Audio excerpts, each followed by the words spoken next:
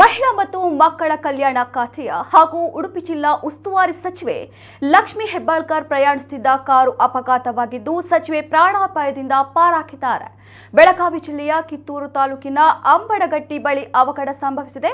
ಅದೃಷ್ಟವಶಾತ್ ಸಚಿವೆ ಲಕ್ಷ್ಮಿ ಹೆಬ್ಬಾಳ್ಕರ್ ಮತ್ತು ಅವರ ಸಹೋದರ ವಿಧಾನ ಪರಿಷತ್ ಸದಸ್ಯ ಚನ್ನರಾಜ ಹಟ್ಟಿಹೊಳಿ ಅಪಾಯದಿಂದ ಬಚಾವಾಗಿದ್ದಾರೆ. ಇಂದು ಬೆಳಗಿನ ಜಾವ 5 ಗಂಟೆ ವೇಳೆಗೆ ಅಪಘಾತ ಸಂಭವಿಸಿದೆ.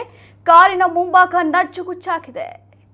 ಸಿಎಲ್ಪಿ ಸಭೆ ಮುಗಿಸಿ ನಿನ್ನೆ ತಡರಾತ್ರಿ ಬೆಂಗಳೂರಿನಿಂದ ಬೆಳಗಾವಿಗೆ ಹೊರಟಿದ್ದ ಲಕ್ಷ್ಮಿ ಹೆಬ್ಬಾಳ್ಕರ್ ರಸ್ತೆ ಮಾರ್ಗದ ಮೂಲಕ ಬರ್ತಾ ಇದ್ರು. ಅಂಬಡಗಟ್ಟಿ ಗ್ರಾಮದ ಬಳಿ ಅಡ್ಡ ಬಂದ ನಾಯಿ ತಪ್ಪಿಸಲು ಹೋಗಿ ಮರಕ್ಕೆ ಕಾರು ಡಿಕ್ಕಿಯಾಗಿದೆ. ಸಚಿವೆ ಲಕ್ಷ್ಮಿ ಹೆಬ್ಬಾಳ್ಕರ್ ಬೆನ್ನು ಮುಖಕ್ಕೆ ಸಣ್ಣ ಪುಟ್ಟ ಗಾಯವಾಗಿದ್ದು ಎಂಎಲ್ಸಿ ಚನ್ನರಾಜ ಹಟ್ಟಿಹೊಳಿ ತಲೆಗೆ ಗಾಯವಾಗಿದೆ.